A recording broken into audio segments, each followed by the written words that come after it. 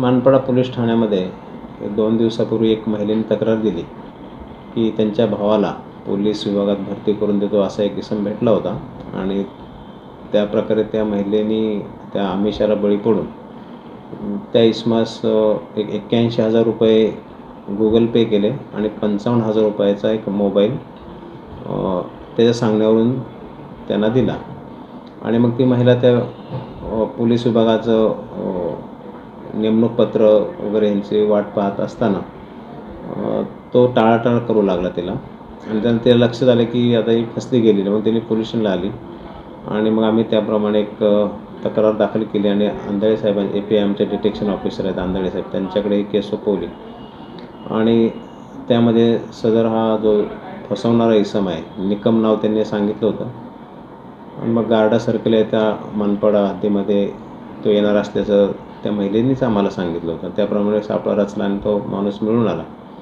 परंतु ज्यावेळेस आम्ही त्याला अटक केली त्यानंतर धक्कादायक माहिती अशी समोर आली की यापूर्वी त्याने असे गुन्हे केलेले आहेत आणि आता नजीकच्या काळामध्ये पोलीस भरती मोठ्या प्रमाणात होणार आहे आणि अशा इस्मांनी जर समाजामध्ये पोलीस भरती असे गैरमार्गाने होते असा प्रचार केला तर बरेच लोक त्यात बळी पडू शकतात.